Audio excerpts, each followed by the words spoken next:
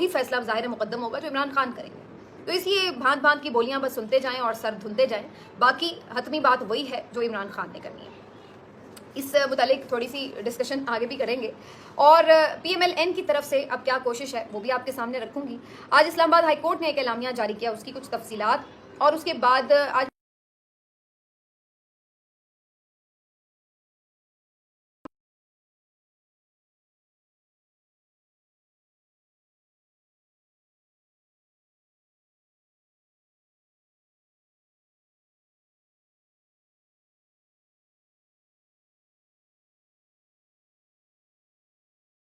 गया है जो कुछ दिनों से जस्टिस बाबर सत्तार साहब के ऊपर एक किरदार कुशी और उनके खिलाफ एक मुहिम जारी थी बाकायदा,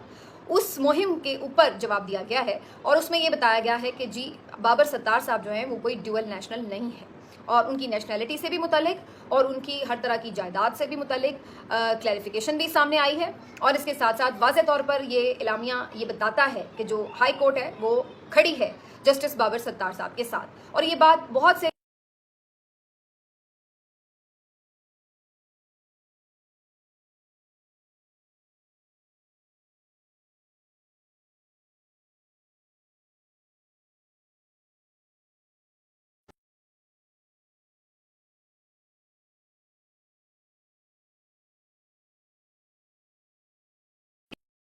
तो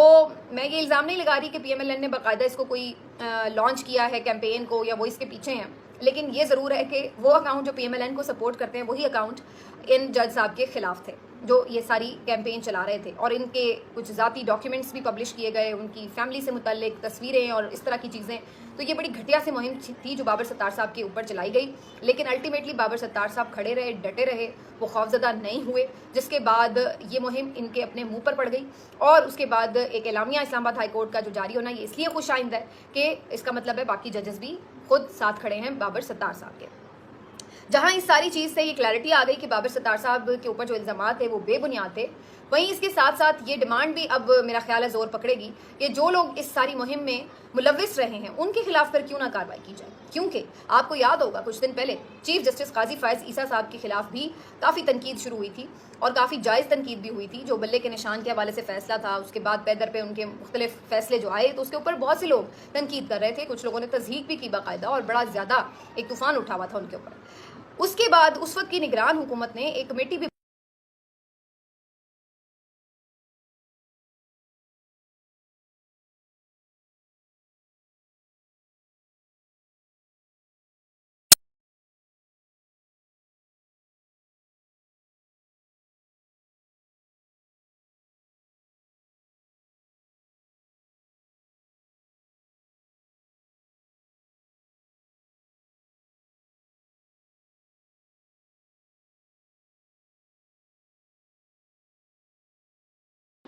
उसी दौरान फिर असदूर साहब भी गिरफ्तार हुए और इस तरह की भी सारी चीज़ें हुई, तो ये सब हुआ। लेकिन असल कहानी क्या है कि भाई अगर चीफ जस्टिस काजी फायज ईसा साहब की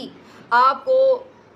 अहमियत, उनकी हैसियत, उनकी इज़्ज़त, उनका एहतराम इतना अजीज़ है, तो क्या बाकी जो जज साहिबान हैं उनका एहतराम, उनकी साख, उनके ऊपर किसी किस्म की किरदार कुशी, ख़तरनाक धमकियाँ, हमले, ये कोई मायने नहीं रखता। तो अगर चीफ जस्टिस काजी फायज ईसा साहब के खिलाफ आप कार्रवाई के लिए आगे बढ़े थे तो फिर FIA क्यों जस्टिस बाबर सत्तार साहब के खिलाफ कार्रवाई करने वालों के ऊपर चुप है, क्यों उनके खिलाफ FIA कोई कार्रवाई नहीं कर रही? तो इससे ये साफ जाहिर होता है कि जो मुल्क के इदारे हैं इस वक्त वो सिर्फ और सिर्फ जो मुक्तदरा है उसके एमा के ऊपर चलते हैं, इसके अलावा कुछ नहीं। हम देख सकते हैं कि हुकूमत ने क्या इशारा किया, इस्टेब्लिशमेंट ने क्या इशारा किया, और फिर सारे इदारे जो हैं FIA हो, NAB हो, वो उनके सामने सजदा रेज होकर वैसे ही सारे डॉक्यूमेंट्स लाकर और काम शुरू कर देते हैं। तो यही हरकत यहाँ नजर आती है कि काजी फायज ईसा के खिलाफ यही FIA खड़ा हो जाता है। घंटों घंटों लोगों को इन्होंने तफ्तीशों के लिए बुलाया और वहाँ बिठाया, और आज बाबर सत्तार साहब के खिलाफ किसी को ज़रा सी खारिश तक नहीं हुई कि जी ये क्या हो रहा है और क्यों हो रहा है। मेरा ख्याल है इसके ऊपर डिमांड आनी चाहिए कि वो लोग भी अगर कार्रवाई में जो मुलविस हैं इनके खिलाफ बाकायदा जो मुहिम चलाई गई है उनके खिलाफ भी फिर कार्रवाई हो। दूसरा जी, आज एक और जो इम्पॉर्टेंट बात है वो ये कि डॉक्टर यास्मीन राशिद साहिबा जो है, मैं काफ़ी दिनों से नोटिस कर रही हूँ कि उनकी 4-8 दिन बाद आती है तस्वीर एक हंसती मुस्कुराती, वो भी निशान बनाती हैं विक्ट्री का, और उसके बाद जाहिर है वो तो एक आयरन लेडी हैं, वो तो अज़्म हिम्मत का निशान हैं, वो तो पूरी तरह डट के खड़ी हुई हैं। लेकिन यहाँ सूरत हाल क्या है कि उनकी एक तस्वीर लगा दी जाती है, उनको सैल्यूट पेश कर दिया जाता है, उसके बाद कोई अपडेट नहीं आती कोई पता नहीं चलता कि उनके खिलाफ कितने केसेस हैं, कितनी बार वो गिरफ्तार हो चुकी हैं, किस केस में ज़मानत हुई है, किस में नहीं हुई है, क्या उनके केस का स्टेटस है और कहाँ पे रुकावट है। कोई इस सिलसिले में कोई तफसील या वजाहत जो है वो सामने नहीं आती। मैं ख़ास तौर पर इसलिए उनका जिक्र कर रही हूँ, वैसे तो और भी बहुत सारे लोग हैं, महमूद रशीद, एजाज चौधरी साहब, उमर सरफराज चीमा साहब और बहुत सारे ऐसे सिपाही हैं इमरान खान साहब के जो अंदर हैं। लेकिन यास्मीन राशिद साहिबा आपको मालूम है कि कितनी एज की हैं और कैंसर सर्वाइवर हैं, स्टिल वो उनकी तबीयत बार बार ख़राब भी हो जाती है जेल में। जेल तो ज़ाहिर है जेल ही होती है। तो इस सारी सूरत के बाद उनके लिए रिहाई के लिए उतनी मौसर क्यों नहीं कोई आवाज़ भी उठाई जा रही और ना उसको कोई उस तरह से रिपोर्ट किया जाता है। तो उनकी सेहत से मुतालिक मुझे बहुत फिक्र रहती है और वो बाहर आती हैं और वो मुस्कुराती हैं तो लगता है कि जी सब ठीक है। तो खाली ये काफ़ी नहीं है कि उनको ट्रिब्यूट पेश कर दिया जाए। जिस तरह सनम जावेद साहिबा से मुतालिक अपडेट होती है, मुझे भी इवन पता होता है कि जी इस वक्त इस केस में हैं, अब वो इस जेल में हैं और ये वाला केस है, अब नया केस डाल दिया, 12 मरतबा गिरफ्तार हो चुकी हैं, यहाँ पे इस केस में ज़मानत हो चुकी है, इस केस में अभी गिरफ्तारी है। तो इसी तरह बाकी लोगों की भी अपडेट होनी चाहिए और ख़ास तौर पर डॉक्टर यास्मीन राशिद साहिबा के हवाले से। अब एक जो अफसोसनाक खबर है वो ये कि लतीफ़ रफ़ीक साहब एक कारकुन थे PTI के, ये 9 मई में गिरफ्तार हुए थे और उसके बाद ये तकरीबन 8-9 महीने की जेल काटी इन्होंने और उसके बाद ये रिहा होने में कामयाब हुए। लेकिन जब से ये रिहा होकर आए थे, इनकी फैमिली ये बता रही है कि ये काफ़ी कमज़ोर हो चुके थे और मेंटली भी बहुत डिस्टर्ब थे और वो बार बार ये बात दोहराते रहते थे कि मुझे नाहक इन्होंने कैद रखा है, मुझे नाहक सज़ा दी गई है और मैंने कोई ऐसी चीज़ नहीं की जिसके ऊपर मेरे साथ ये सलूक होता और ये बात मुझे तकलीफ़ देती है कि मेरे मुल्क के इदारों ने मेरे साथ ये किया है। तो ये जो लतीफ़ रफ़ीक साहब की कहानियाँ, ऐसी बहुत सी और कहानियाँ भी आपको सुनने को मिली भी हैं, मज़ीद भी मिल सकती हैं। तो ये अब इतने कमज़ोर हो चुके थे, कुछ ज़ाहिर है जो अल्लाह ताला की तरफ से वक्त भी मुकर्रर, तो ये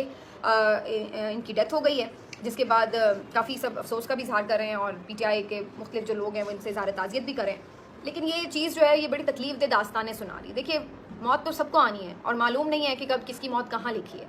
लेकिन असल कहानी ये है कि जब पीछे इस तरह की दास्तानें होती हैं तो फिर हर कोई इस तरह की नागहानी अमवात को इसी बात से जोड़ता है कि भाई इनके साथ ज़्यादती हुई है तो ये इनके घर हो गया है। अगर वैसे भी बेचारे ने जाना ही हो तो वो तो जाना ही है, लेकिन जो तकलीफ़ उसने आखिरी उम्र में अपने गुजार ली है वो किसके सर पर होगी। तो ये एक अंदोनाक दास्तानें हैं और इसी तरह की दास्तानों का जिक्र कुछ हमाद अज़हर साहब ने भी अपने एक ट्वीट में किया है, जो उन्होंने आज किया और बड़ा सख्त ट्वीट किया। वो जो सारी बातें इस्टेब्लिशमेंट से मुज़ाकरात के हवाले से हो रही थी, मैंने आपको पहले ही कहा है कि इमरान खान कुछ और सोच रहा है और बाकी जो लीडर्स हैं उनकी अपनी अपनी राय है। अगर शहरयार आफरीदी को ये लगता है कि बात होनी चाहिए और अगर होनी है तो आर्मी चीफ से होनी है, तो आपको दूसरी तरफ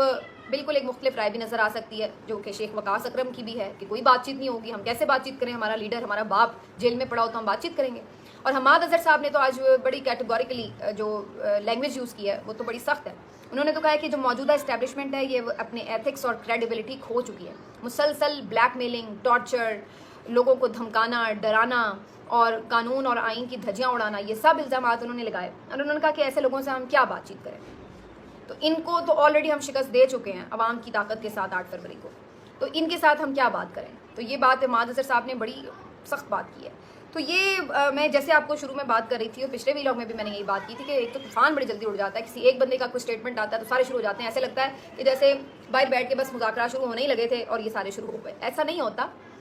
चीज़ें होती हैं। और ये मुझे अब बज़ाहिर ये लग रहा है कि ये सारा इसलिए शोशा छोड़ा गया है कि जो इमरान खान की एक मकबूलियत है उसको नुकसान भी पहुंचाया जाए। और अब आप इस बदकिस्मती पर भी ज़रा सर पीटें कि वो इदारा जो कभी ये अपने अंदर जोम रखता है कि जी अवाम उसके साथ खड़े हैं और सबसे मकबूल तरीन लोग हैं, वो आज हालत ये है कि जो बंदा उनके साथ खड़ा होता है वो गैर मकबूल हो जाता है और जो बंदा उनके खिलाफ, उनके अलावा खड़ा होता है वो बंदा मकबूल हो जाता है। आप इससे अंदाज़ा लगा लें इनकी मकबूलियत का। हत्ता कि जो इस वक्त गवर्नमेंट में मौजूद जमात है वो भी ये सोच रही है कि आधे लोग जो हैं वो अलग होके ज़रा एंटी इस्टेब्लिशमेंट बयानियाँ बना लें ताकि अवाम में थोड़ी मकबूलियत मिल सके। ये हिसाब किताब है आपकी मकबूलियत का कि किसी को मकबूल होना है तो इदारे के खिलाफ खड़ा होना पड़ेगा तो ही मकबूल होगा, क्योंकि अवाम उस तरफ खड़ी है इस वजह से।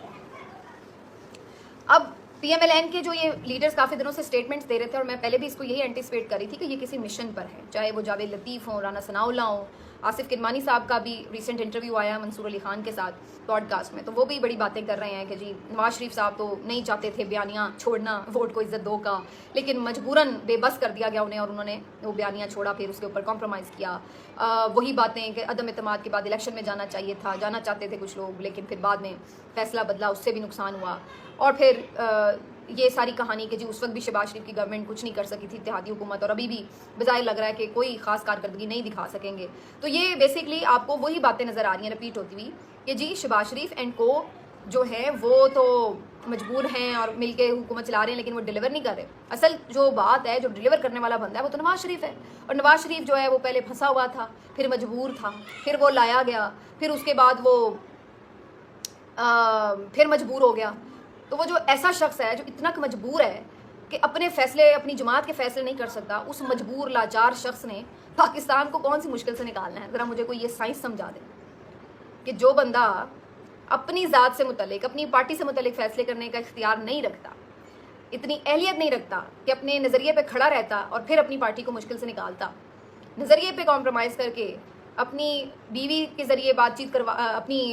भाई के ज़रिए बातचीत करवा के और अपने पार्टी लीडर्स से बातचीत करवा के अपने केसेस ख़त्म करवाए, और इतना कबूज़दिल कि हर चीज़ हो गई, भाई की गवर्नमेंट बन गई, केसेस ख़त्म हो गए, हर चीज़ हो गई, ना